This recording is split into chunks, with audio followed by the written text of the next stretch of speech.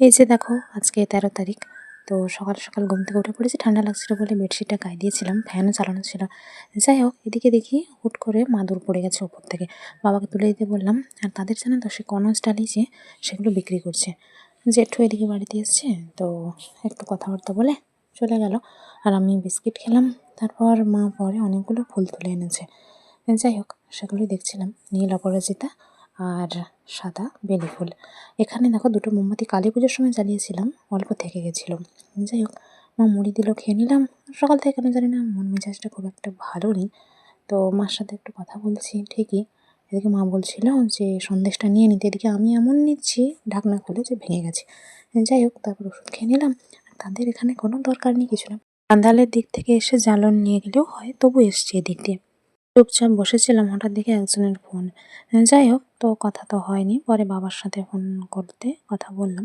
আর এদিকে বাবা কাজ করছে, মাও কথা বলছে। মা পিপা কেটেছে, সবাই আমরা খেলাম। আমার যেহেতু খেতে একটু ইচ্ছে করছিল না, কারণ তেমন মিষ্টি স্বাদ নেই। আর এদিকে একটা চাল ভাজার প্যাকেট কেটেছি, সেটাই সবাই মিলে ভাগাভাগি করে খেয়ে নিলাম। বাবা অল্প সিমেন্ট এখানে খুলছিল, ভেতর বাইরটা কিন্তু অনেক শক্ত বলে। তারপর ইঁটগুলো পরিষ্কার করছে, আর একটা পাকা পেঁপে দেখি হয়েছে ওদের কাছে। পাড়ে টাড়ে না এখন খুব একটা বোধ হয়। যাকে, তারপর চারপাশের গর্তগুলো যেখানে যেখানে ছাড়ানো হয়েছে দেখছি। এদিকে আজকে সাইকেলে একটু সমস্যা হচ্ছিল, তো বাবা চাকার দুপাশে যে ঘেরা থাকে, মানে লেডিস সাইকেলগুলোতে, আমার সাইকেলটা আর কি, সেটা খুলে বাড়ি এনেছে। যাকে, তো আমি ঝটপট স্নান করে এসে ঠাকুরকে ফুল দিয়েছি, বাবার জন্য ফুল রাখা আছে।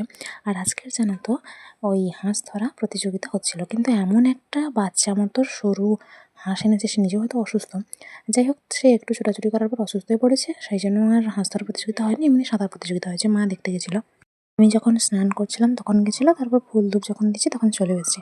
যাই হোক, দুপুরবেলা শুয়েছিলাম, একটু খাওয়া দাওয়ার পরে মার গায়ে পা তুলে দিই, কী একটা অবস্থা। এদিকে বাবা এক জায়গায় গেছে, ফোন নিয়ে যায়নি, তারপর অন্য কাকুর ফোন থেকে ফোন করতে মা তত দূর এগিয়ে গিয়ে দিয়ে এসছে।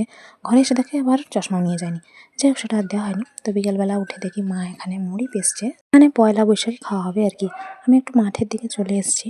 তো তাদের বাড়িতে এত শোরগোল চিৎকার হচ্ছে, জানি না ভয়েসে এখানে চলে আসবে নাকি সাউন্ডটা। যাকে, এখানে দেখছি একটা কত সুন্দর ফুল দেখেছ, মানে চন্দন জবার কাছে লালচি মতো জবা। এই জবাটা দেখো কত সুন্দর হালকা লালের আভা আছে। যাই হোক, মাও কিছু বেলি ফুলের কুঁড়ি তুলে এনেছে, এসে তুলে নেয় তো সেই জন্য। আর আমি এদিকে গন্ধরাজের কুঁড়িগুলো দেখছি বিভিন্ন জায়গায় হয়ে আছে, মাকে বলবো মা যাতে আগামী দিন তুলে ঠাকুরকে দেয়। লাল জবা এখন গাছে বেশ কিছু থেকে যায়, তো সেই যে চন্দন জবাটা সেটা আমি তুলেছি। এখানে দেখি একটা গাঁদা ফুলের চারা, মাকে লাগিয়ে দিতে বলবো। এদিকে দেখি জুঁই গাছেও বেশ কুঁড়ি এসছে, মা বলছিল, বলতে বলতে সত্যি কুঁড়ি দেখা পেয়ে গেছে। তারপর এই যে পাড়ার কাকু ভাই এরা বানের দিকে যাচ্ছে দেখছি, অন্যান্য লোকজনও আসছে। আর আমি মাধবীলতার ছবি তুলছি, কয়েকটা ভিডিও করেছি বেশ সুন্দর সুন্দর। তো ওরা বানের দিক থেকে আবার ফিরে চলে এলো, আর আমার ছবি ভিডিও করা এখনও শেষ হয়নি। এত সুন্দর লাগছে জানো তো, কত রকমের ফুল হয়েছে, বেশ ভালো লাগছে। বাবা আসেনি বলে গাড়ির জায়গাটা ফাঁকা হয়েছে দেখছি। আর আমি ফুলগুলো ঠাকুরের কাছে রেখে এসে ঝটপট শরবত খেয়ে নিলাম। আর এখানে মৌচাকের কাছে ঘুরঘুর করছি। যাই হোক, কতটা মধু হয়েছে কী ব্যাপার কে জানে। এদিকে সূর্যাস্ত প্রায় হবে হবে এরকম একটা ব্যাপার। আর মা ওদিকে ধান দিয়েছে, তো একটা গরু পাখি এসে খাচ্ছে খুঁটে খুঁটে। তারপর আমি আবার গেছি বাইরের দিকে, কারণ কে কুড়ি তুলে নিয়ে চলে যাবে তার ঠিক নেই। জুঁই ফুলের দেখো এতগুলো কুড়ি পেয়েছি, এগুলো জলে দিয়ে দিলাম, তাহলে পরের দিন সুন্দরভাবে ফুটে যাবে। বড় চকলেট একটা ছিল, তো ভাবলাম আমি আর মা খেয়ে নিই, দুজন অর্ধেক অর্ধেক খেয়েছি। মা তারপর বললো একটু বানের দিকে যাবে, তো সেটা আর যাওয়া হয়নি। ঘাটে দাঁড়িয়ে বসেছে, বিভিন্ন জন যাচ্ছে আসছে কথা বলছে।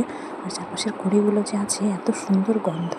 আর ওখানে জানো তো ফোয়ারাটা চালিয়ে দিয়েছে, দেখা যাচ্ছে কিন্তু এখন ধোঁয়া ধোঁয়া মতো, আলো দেয়নি বলে বোঝা যাচ্ছে না। সন্ধেও প্রায় হতে যায়, আর আমি কয়েকটা ছবি তুলছি, বাবার সাথেও কিছুক্ষণ কথা বলে নিলাম। যাই হোক, মা তো অপেক্ষা করছে যে কখন বাবা আসবে, কী ব্যাপার কে জানে। আর এসে ফুল তুলে নিয়ে চলে যায় বলে আমরা একটু পাহারাও দিচ্ছিলাম। আর একটা ব্যাপার কি দেখলাম জানো তো, তাদের ওই যে ড্রাম ভর্তি করে রেখেছিল কাঁদালের ধারের, তো সেখানে যাত্রাপাটির লোকজন হোক, মানে ওই অনুষ্ঠানের লোকজন পেছন দিক দিয়ে যাচ্ছে সব ল্যাট্রিন বাথরুম করার জন্য। যাকে, বসে বসে ঘাটে ওসবই দেখছি। এদিকে বসে থাকতে থাকতে দেখি একটা ষাঁড় আসছে, ঝটপট আমি একটু নিচের দিকে নেমে গেছি, তারপর ষাঁড়টা চলেও গেছে। ঘরে এদিকে আলো জ্বালা ছিল না, তো ফোনের লাইট জ্বেলে এসে আলো জ্বেলে দিয়ে গিয়ে আবার চলে গেছি ঘাটের ধারে, কারণ এখানে এত ঠান্ডা বাতাস দিচ্ছে যে ঘরে ভালোই লাগছে না। তাছাড়া ফুলও অনেকগুলো তোলা হলো, এগুলো দিয়ে রেখে দেবো জলে, সুন্দর থাকবে তাহলে। বাবাও চলে এসছে, এদিকে মার জন্য জুতো নিয়ে এসছে, আর মিষ্টি আর চপ নিয়ে এসছে। যাই হোক, তো ভাবলাম ঝটপট চপগুলো ঠাকুরের কাছে দিয়ে দিই, কারণ যে কোনো জিনিস আনলে আগে ঠাকুরের কাছে তো দিই, সেটা তো জানোই। এদিকে আর কি, সন্ধ্যাবেলা আমরা চপ মুড়ি আর চা খেয়ে নিলাম। মোটামুটি একটু রাত হয়েছে, 8টার বেশি। তাদের ওই যে দেখো স্কুটি তুলে দিয়েছে আজকের। কবে যে কী তুলে রাখে বোঝা মুশকিল ব্যাপার। এদিকে গিয়ে আরও কয়েকটা ফুল পেলাম, জুঁই ফুল আর বেলি ফুল, সেগুলোকেও নিয়ে চলে যাব বাড়ি। কারণ এগুলো এখানে থাকা মানে এসে ছেড়ে নষ্ট করবে। বাড়িতে থাকলে তবু ঠাকুরের কাজে লাগবে, ভালোই হবে। তারপর আর কি, সময় হয়ে গেছে, ওষুধও খেয়ে নিলাম চটপট করে। আর একটা বেড়াল এসেছিল, ওকে তাড়িয়ে দিয়ে এসে দেখি ভাতটা একটু বসে গেছে মতো, মাকে বলে দিলাম। বাবাও চলে এসছে, খাওয়া দাওয়া এদিকে সেরে নেব। আর নতুন পাঞ্চিও এনেছে বাবা, কারণ বছর শেষ হয়ে যাবে তো। তারপর সেগুলোতে জল দিয়ে দিল, মাটিটা একটু টেনে দিল। এদিকে কুড়িগুলো বেশ সুন্দর হয়ে ফুটে গেছে, একটা আবার ফোটা বাকি নেই। মাকে ওটাই বলছিলাম। আর বাবা এই যে মাটিটা সুন্দর করে দিয়েছে, ওরা খবরা হয়েছিল বলে। যাই হোক, চুপচাপ বসে জল খেয়ে নিলাম। এদিকে এই যে দেখো, বাবার সাথে যে গল্পের কথা হচ্ছে সেটা দেখে নাও। বাবার মাথায় একটু লেগে গেছিলো, জল নিতে বললাম, জল নিল। আর ছাদ থেকে একটু ঘুরে এলাম, মানে বারান্দা থেকে আর কি। চলো এবার ঘুমিয়ে যাই। হোক, আজকের অবশ্য যাত্রা দেখতে যাওয়া হয়নি, অনেকে নাকি এসছে কাছাকাছি বা একটু দূর থেকে, শোনাই যাচ্ছে সব কিছু। চলো, টাটা, সবাই ভালো থেকো।